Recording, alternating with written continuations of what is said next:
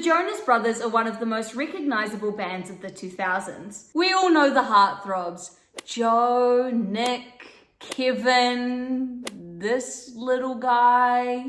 Wait, who is this guy? Meet Franklin Jonas, better known online as the Bonus Jonas. His own brothers made up that nickname for him, by the way. But before we get into how Franklin Jonas made a name for himself outside of his brother's shadows, we need to go back to where it all started. That's right, grab your iPod Nano, we're going back to 2005. The Jonas Brothers are a band that consists of three brothers, Joe Jonas, Nick Jonas, and Kevin Jonas. If you were a child in the 2000s, you'll know that these boys were inescapable. They were everywhere. But before they were known as Disney royalty, they were just three brothers trying to make it in the music industry.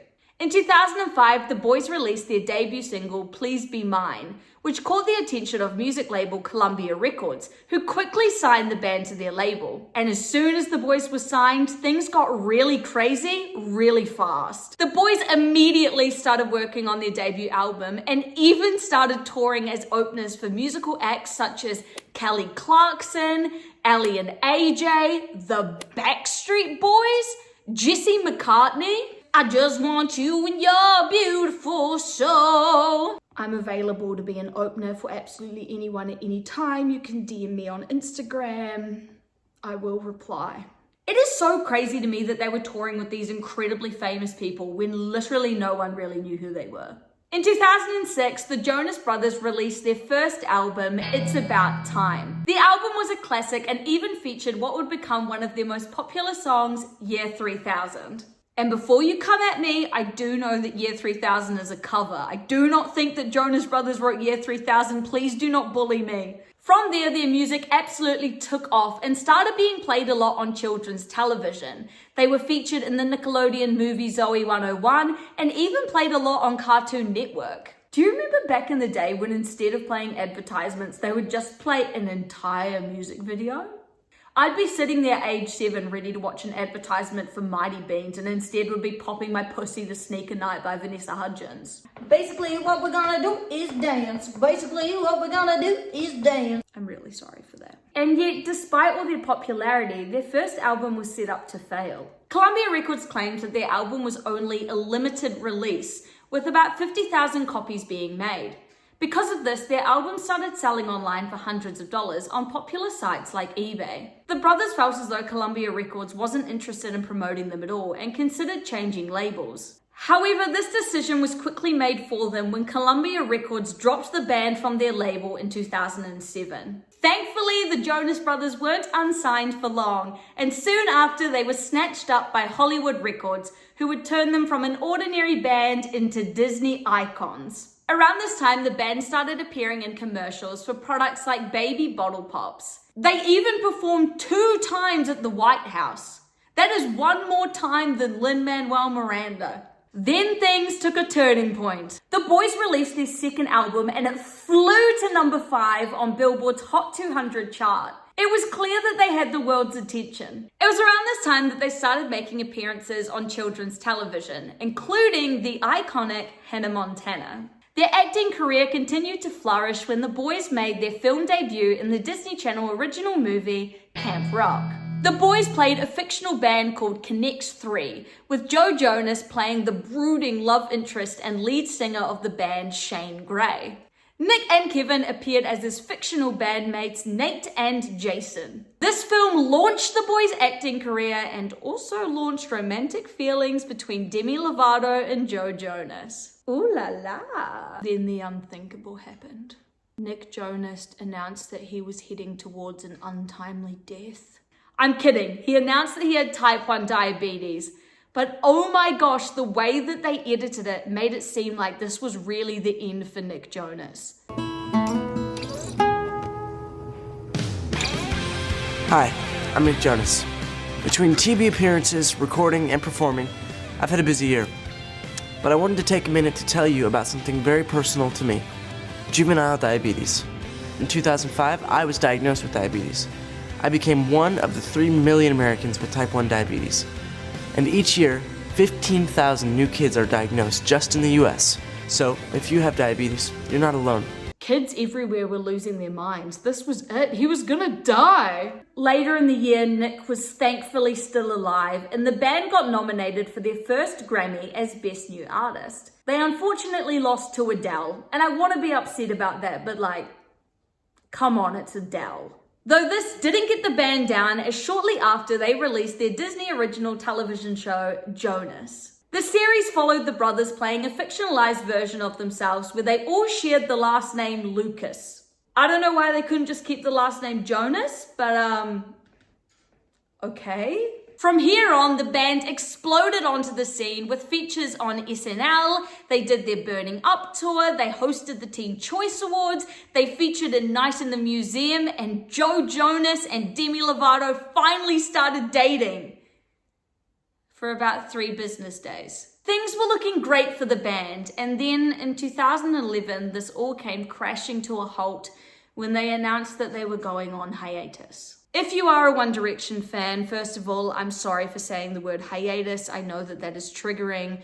But second of all, you'd be aware that the word hiatus usually means that the band is coming to an end forever. And that was the end of the Jonas Brothers. While I could sit here all day and tell you the ins and outs of their career, we're not here to talk about Nick, Joe, and Kevin. Oh no, we're here to talk about the Jonas brother that no one else is talking about. We're talking the Jonas brother who is currently taking the world by storm, the Jonas brother who is now releasing music, the Jonas brother who got cancelled on TikTok, the Jonas brother who may or may not be a Scientologist.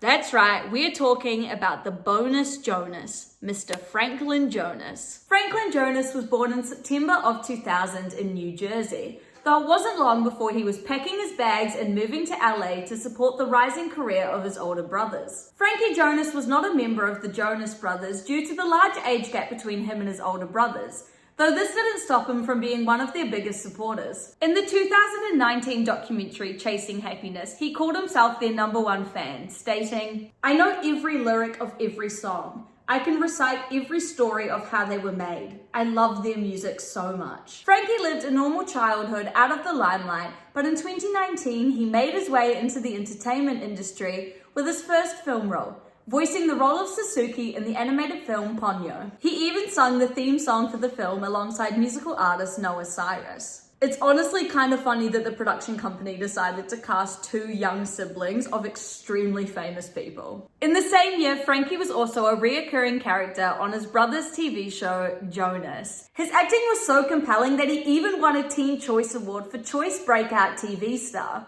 Clearly, Frankie caught the acting bug, not the love bug, and starred alongside his older brothers in the film Camp Rock 2: The Final Jam. He played a young child attending the camp and spent the entire film bullying his older brother Kevin.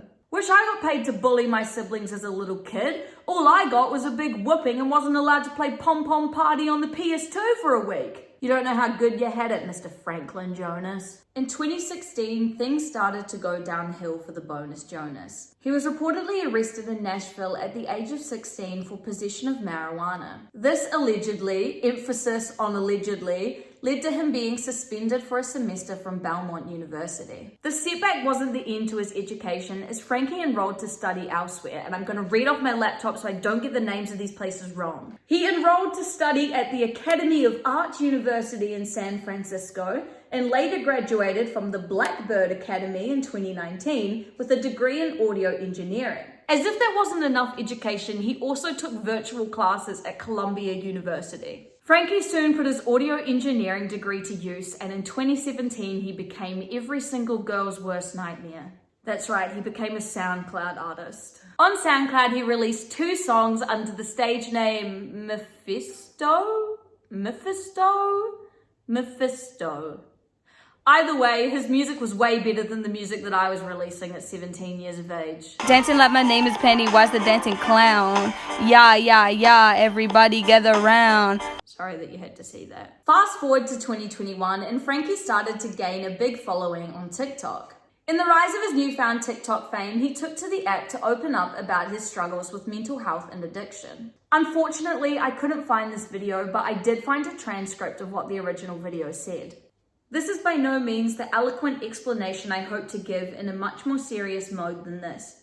However, from a very young age, I struggled with drinking and drugging as an escape because I hated life and I didn't want to be here. I couldn't be more grateful for the fact that I'm alive today because my world has changed so beautifully and so astronomically, and I am not that person anymore. I couldn't be more grateful that I'm alive and happy. The video was met with a ton of support from fans who had yet to see this side of the Bonus Jonas. As Frankie continued to post on TikTok, he continued to gain an even larger following, and in 2022, he had reached a new era of TikTok fame. At this point in time, he was widely connected with the American TikTok influencers such as Charli D'Amelio, Lil Huddy, and Addison Rae. But alongside TikTok fame comes TikTok controversy, and it wasn't long before Bonus Jonas was on the chopping block. In 2022, Frankie took to TikTok to post a video with many of the biggest influencers of the time. In this video, these influencers were seen innocently posing with a necklace that Frankie owns that featured the Scientology symbol. If there's one thing I know about the internet, they will take the smallest thing and make the biggest deal out of it, and oh my word, they had a field trip with this necklace. In case you are unfamiliar, Scientology is essentially a cult that was created by L. Ron Hubbard as a pyramid scheme to make himself more money.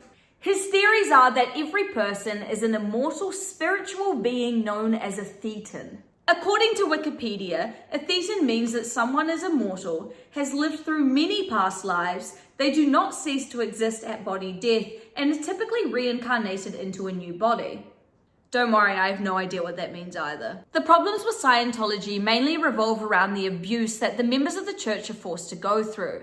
From having to cut ties with loved ones who don't believe in the faith, to being forced to spend tens and thousands of dollars on mandatory auditing in order to be able to progress through the church. The Church of Scientology is also heavily against the use of modern medicine and against modern psychology, which means that there is often a lot of medical negligence and also easily preventable deaths. When Frankie's TikTok audience saw that he was seemingly joking about Scientology online, they were upset due to the reputation that Scientology has and the harm that it has caused. This online controversy, as small as it may seem, led to Frankie's online popularity starting to diminish. Ever since his TikTok scandal, Frankie had gone a little bit under the radar. While the entire internet was wondering where the Bonus Jonas had disappeared to, he was behind the scenes secretly plotting for a rebrand. And in 2022, he was signed to UTA, the same agency that his older brothers are represented by. He also began to co-host the ABC show Claim to Fame alongside his older brother, Kevin Jonas. But then things began to shift, and he really quickly went from Bonus Jonas to Franklin Jonas. In 2023, Frankie made a full pivot into his music career and released his debut EP titled Sewer Rat. His music was met with a great reception, with fans even noticing that one of his songs, Cherub, even sampled Demi Lovato's voice from Camp Rock. He's really good. Frankie had found his niche, and from there, his music career has only continued to flourish. As of 2026, he is still releasing music under the name of Franklin Jonas and the Byzantines. His music is a mix of country and pop, and it honestly kind of slaps. He is eating it up right now. As he continues to release music, Frankie has even revived his TikTok account and is posting snippets of his songs. He is also set to release an album in spring of 2026. From cancelled Scientologist to musical icon, we love to see it. And there we have it. That is everything you need to know about Mr. Franklin Jonas, the Bonus Jonas himself. In all honesty, all this talk about Camp Rock has me really craving a rewatch, so I'm gonna go watch that. Thank you for watching, and I'll catch you in the next one. See ya!